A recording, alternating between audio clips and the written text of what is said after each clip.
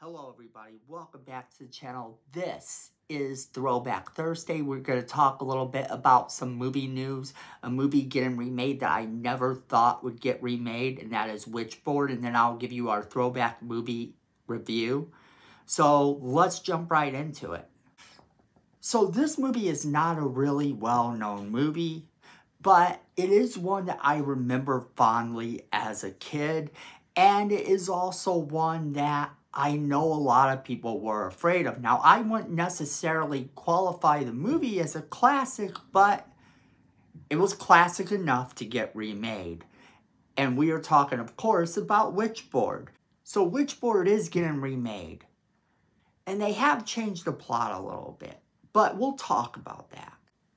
The movie is going to be directed by Chuck Russell and co-written by Russell and Greg McKay. It is a remake of the 1986 film and stars Stranger Things' Jamie Campbell Bower, Madison Iseman, Aaron Dominguez, Antonio Desplat, and Charlie Tahan. And the film's scheduled to be released in 2024, although they don't necessarily have that release date down yet. But the reason we are talking about this movie is because I didn't think it was going to get remade. Let alone that they would be doing this with a young cast like this to try to rebuild this franchise that really never even took off to begin with.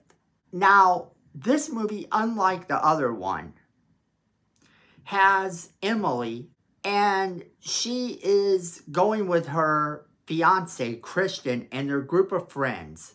And they have opened up a new organic cafe in the French Quarter of New Orleans and are renovating it. They're using an old carriage house.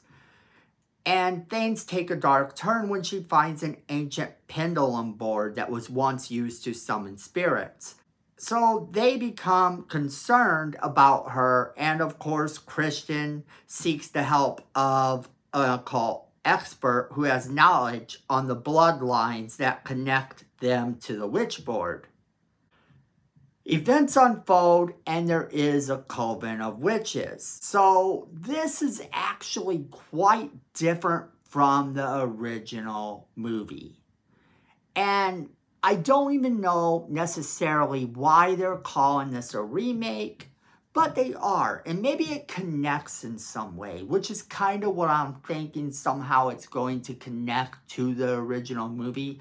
Although the original movie had an actual Ouija board, and it deals with a college student and her boyfriend. And her ex-boyfriend comes to a party and brings the Ouija board. And they start playing around with it. She becomes obsessed and becomes possessed, essentially. She gets haunted and taunted by an evil spirit.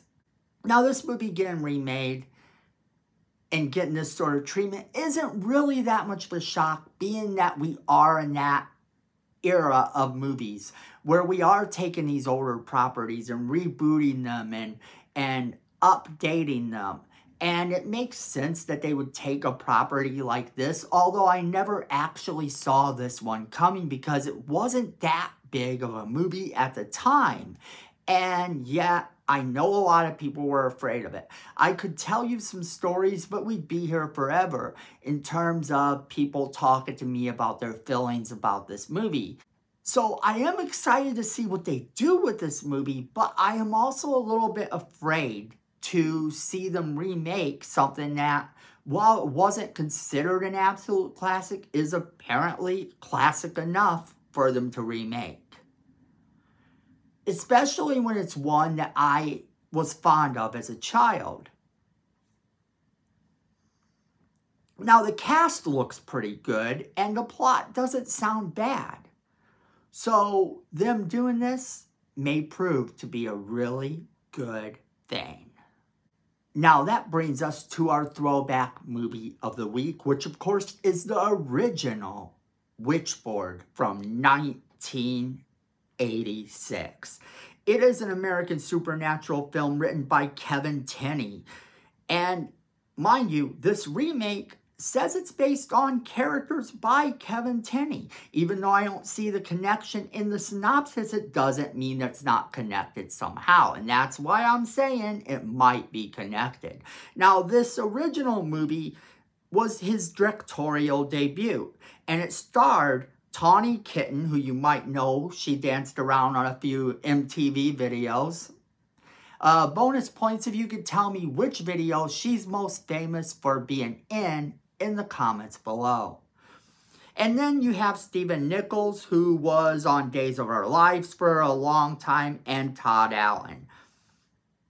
And the plot focuses on the college student, which would be Tawny Kitten in this case, using her friend's Ouija board. Her friend is also her ex, and she gets a little bit obsessed with this Ouija board. And this child spirit named David, that is supposedly the ghost that is connected to the Ouija board. Now, if you don't know anything about Ouija boards, they are said to actually be able to talk to the dead. And this movie incorporated some of the lore that I remember hearing at the time when I would hear about Ouija boards, and also kind of some of the things I've continued to hear. That the spirits in the Ouija board are not always truthful, and they are very bad spellers.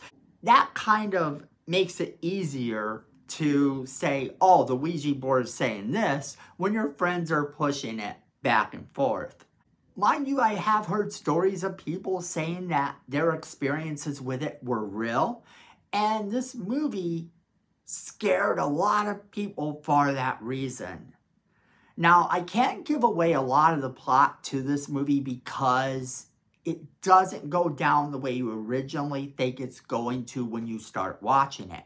In fact, it gets all kinds of insane. And that's one of the fun things about this movie, because it moves kind of slow at first, and it is kind of slow at first. But it starts to build to this sort of mystery of, is this child, David, really the spirit that's haunting her? Is she going insane? What's going on here?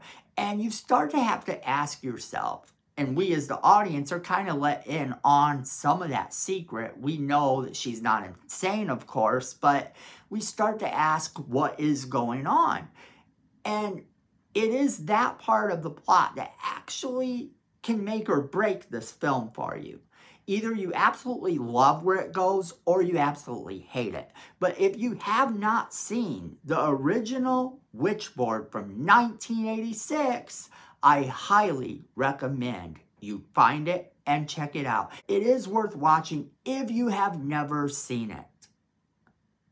At least to say you have. And prepare yourself for this inevitable remake we're about to get. As always, we want to know what you guys think. Make sure you're leaving us that comment in the comment box below. Share this video. Hit that like button. It's free. It helps us. We appreciate it. Miko says we need more subscribers, so you're going to want to subscribe. While you're down there, hit that notification button so you don't miss a single video we do. And then, friends, at the end of the day, I know it, you know it, and Miko knows it. Fandom is family.